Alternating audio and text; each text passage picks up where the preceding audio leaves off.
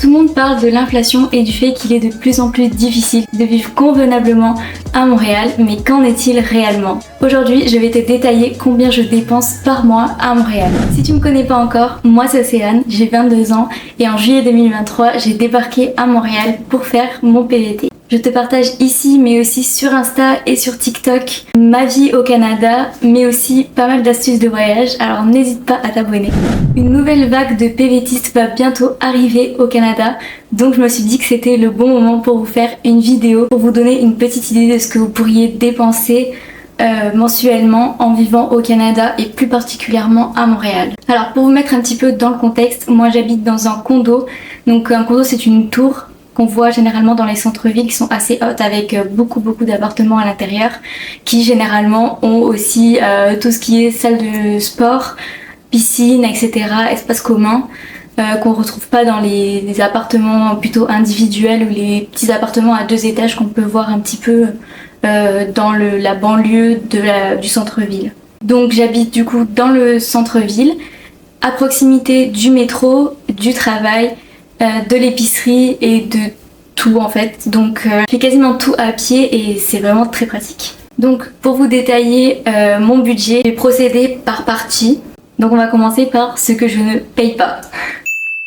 En premier lieu, on a le métro parce que comme je vous disais, j'habite dans le centre-ville donc j'en ai pas nécessairement besoin. Mais mon employeur actuel paye le métro à ses employés, le pass mensuel de métro. Faut savoir que le pass mensuel c'est 97 $ et je crois que ça va augmenter. J'ai vu passer l'info mais je suis pas sûre que ce soit vrai ou j'en sais rien. En tout cas actuellement c'est 97 $ et après c'est moins cher, on peut prendre par semaine il me semble, pour une semaine ou juste des tickets individuels. Le ticket individuel est à 3,75 il me semble. Donc voilà, moi j'ai actuellement le pass mensuel, mais j'ai pas énormément besoin de prendre le métro parce que j'ai tout à côté et donc je peux tout faire à pied. J'ai le métro, j'ai l'épicerie et j'ai aussi l'entrée des souterrains donc qui est super facile d'accès. Bon, j'espère que la luminosité n'a pas trop changé parce que j'ai dû charger ma batterie. Donc on reprend, bon pour vous il n'y a pas eu de décalage mais pour moi il y a eu un décalage. Donc il y a aussi la télé que je paye pas comme vous pouvez le voir. Il n'y a pas de télé. Il n'y a pas de télé chez moi parce que mon appartement est assez petit donc du coup ça fait que mon canapé est vraiment proche du mur en fait et je voyais pas l'intérêt de mettre une télé pour la regarder vraiment de près, enfin ça allait me tuer les yeux, ça sert à rien. Et en plus de ça, les chaînes canadiennes je connais pas trop toutes les émissions qu'il y a ici, ça m'intéresse pas vraiment. Donc tant que j'avais Netflix sur mon ordinateur en gros ça m'allait quoi. Du coup j'ai pas pris de télé mais c'est environ, je pense, 100 $ l'abonnement pour avoir les chaînes. Donc c'est un peu cher quand même. C'est aussi pour ça que je l'ai pas prise. Ensuite, il y a aussi la salle de sport parce que comme je vous disais, j'habite dans un condo et du coup dans le condo il y a la salle de sport et la piscine. Donc du coup la salle de sport c'est gratuit pour moi. Après il y a des gens qui vont pas à la salle donc ça les dérange pas de pas en avoir. Mais moi c'était dans mes critères en fait pour avoir l'appartement parce que justement ça coûte assez cher. Enfin c'est genre dans les 50 $ mensuels pour juste l'entrée à la salle et après si tu veux faire des cours ou des choses comme ça c'est encore plus cher. Donc là c'était gratuit donc c'est super quoi. Et du coup dans mon loyer, dans mon loyer en fait il y a inclus l'eau et l'électricité. Donc c'est comme si je le payais pas, enfin je le paye dans mon loyer quoi en gros mais c'est fixe. Après je tiens à dire quand même que les dépenses c'est propre à chacun, enfin on n'a pas tous la même manière de dépenser notre argent. Là je fais surtout cette parenthèse pour les choses que je vais citer après, notamment les courses, tout ce qui est activités etc. On n'a pas tous la même manière de dépenser, il y a des gens qui sortent plus, qui vont plus boire des verres ou qui vont plus aller en soirée ou qui vont plutôt voyager etc. Donc on n'aura pas tous le même budget à ce niveau là, donc c'est vraiment mes dépenses personnelles que je vous présente là. Donc c'est juste pour vous donner une idée en fait, mais chaque personne est différente donc on aura tous des dépenses différentes. Donc là on va passer aux frais fixes, donc c'est-à-dire les frais qui reviennent chaque mois et plus particulièrement en début de mois ici. Donc ce qui vous intéresse le plus je suppose c'est le loyer. Donc l'appartement où je suis là dans le centre-ville de Montréal, je paye 1600 $ par mois et c'est assez cher parce que je suis seule dedans, donc il y a que moi qui paye, c'est pas divisé en deux. Donc c'est pour ça aussi que je vais déménager là à la fin mi-été. Pour trouver quelque chose d'un peu moins cher, parce que c'est vrai qu'au début j'étais super contente d'être là parce que c'est dans le centre-ville, il y a tout à proximité. J'avais la salle de sport, j'avais vraiment tout à côté, mais c'est quand même une grosse dépense. Et après ça resterait un peu le budget voyage, activité, etc. aussi. Donc pour l'année prochaine du coup je vais prendre plutôt soit une coloc, soit un studio, je verrai ce que je trouve. Mais quelque chose de hors centre-ville du coup. Dans ce loyer, on a inclus l'eau, l'électricité, la salle de sport et la piscine aussi sur le toit avec un toit terrasse, etc. Donc on a ensuite internet. Moi personnellement je paye mon internet, enfin ma wifi, 70$ par mois. Mais en fait je pense que j'avais demandé un débit ou je sais pas trop, il y avait plusieurs critères de gigas ou enfin je m'y connais pas trop, mais j'avais pris un truc élevé parce qu'à un moment donné je faisais du travail pour la France et sur les logiciels de modélisation 3D, etc.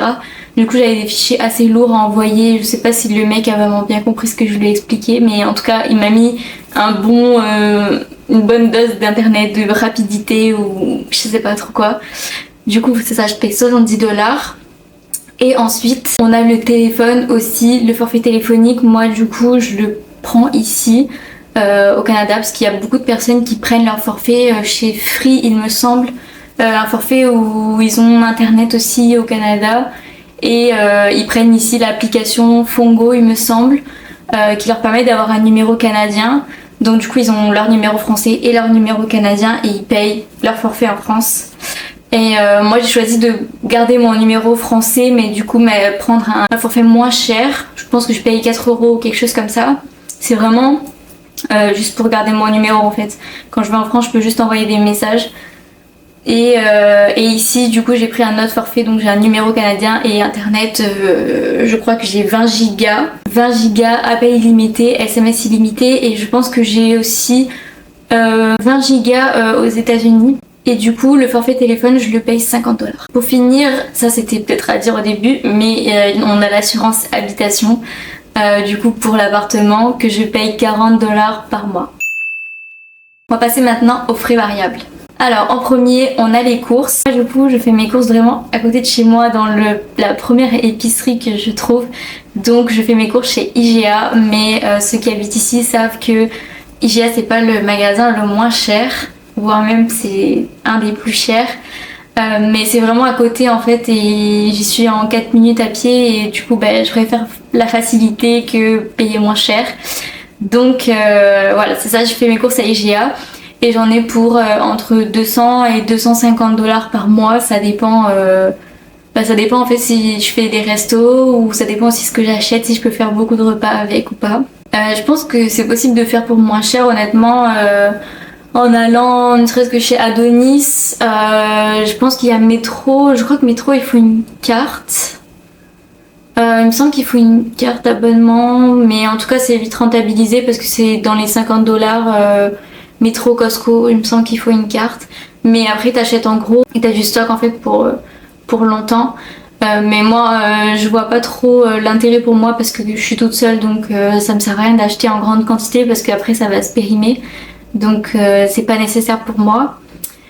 Sinon aussi Super C et après je sais pas trop les autres noms.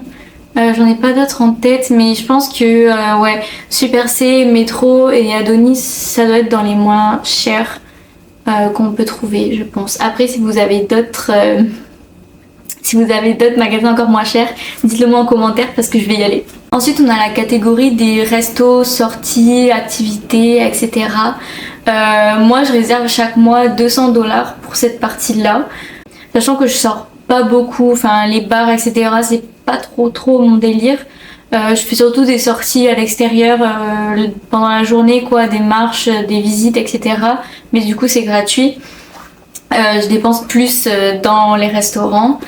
Et c'est ça, du coup je réserve 200$, mais généralement j'utilise pas tout, c'est juste mon budget du mois que je mets de côté en tout cas pour ça, mais c'est très rare que je dépense tout. Après j'utilise aussi pour m'acheter des vêtements ou acheter des trucs de beauté que j'inclus pas dans les courses. Mais sinon c'est ça, 200 $. Je vais juste faire une petite parenthèse sur les restaurants du coup. Ici un repas on va dire au restaurant pour 2 personnes c'est entre 50-60 $, dans un restaurant classique quoi. Et il faut rajouter les tips. Je crois qu'il y a 15, 18, 20%. Mais j'ai vu que avec l'inflation ils ont un petit peu changé sur les machines quand tu choisis ton pourcentage. Souvent ça commence à 20 maintenant. Donc ça commence à devenir de plus en plus cher. Après vous pouvez toujours refuser.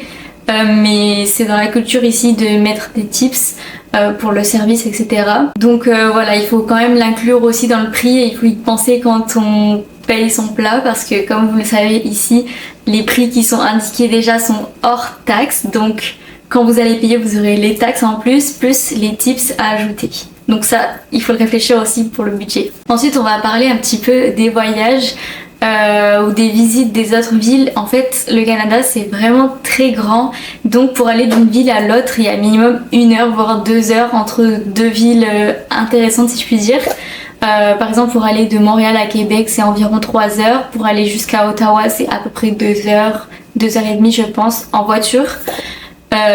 Donc en fait à chaque fois qu'on veut bouger il faut soit louer une voiture, soit prendre un bus ou prendre un train.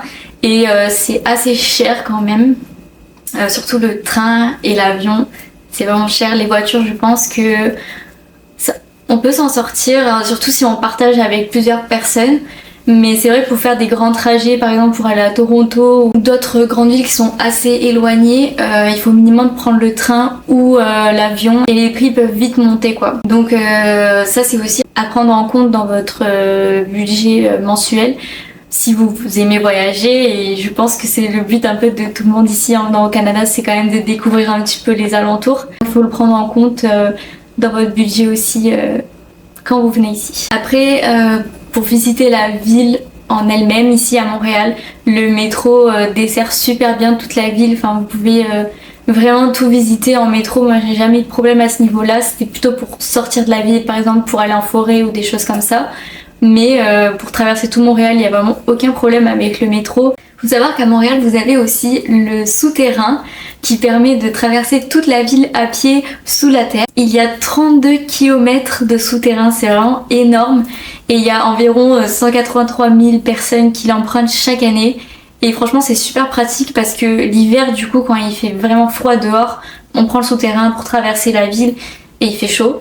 Et l'été quand il fait super chaud dehors, parce qu'en plus ici c'est une ville donc c'est vraiment goudronné etc. Quand on n'est pas trop proche des espaces verts il fait vite très chaud. Et donc l'été pareil il suffit d'aller dans les souterrains et on est au frais. Et donc en fait c'est super été comme hiver. Et ça permet de prendre le métro si on va pas très loin et en même temps pas se geler ou pas avoir trop chaud. Et ça va aussi plus vite que de marcher à l'extérieur parfois parce que attendre à chaque fois les feux rouges etc. Ça prend un peu de temps. Mais franchement c'est super, moi j'adore, j'utilise souvent, surtout quand il pleut. Pour compléter le métro, on a aussi les stations Bixi, donc les stations de vélo qu'on emprunte un petit peu comme en France, les Vélib quoi, finalement. Et donc là on a un abonnement qui va de début avril jusqu'à mi-septembre pour 107 $. Pour la période, en gros, on paye 107 $ et on a une application sur le téléphone qui permet de réserver un vélo, de prendre son vélo et faire le tour de la ville. Il y a vraiment des bornes partout, donc c'est vraiment super pratique, surtout l'été et tout. Franchement, c'est trop bien de se promener en vélo au bord du Saint-Laurent et tout. Donc franchement, ça, je vous recommande vraiment l'été, c'est très pratique. Voilà, on arrive à la fin de cette vidéo. J'espère que vous aurez trouvé les réponses à vos questions. Et n'hésitez pas à me laisser des commentaires pour me dire ce que vous en pensez. N'hésitez pas à liker, commenter, partager. Ça aide beaucoup la chaîne. N'hésitez pas aussi à vous abonner pour voir toutes les autres vidéos qui arrivent prochainement. Et je vous dis à la semaine prochaine. Bisous, bye!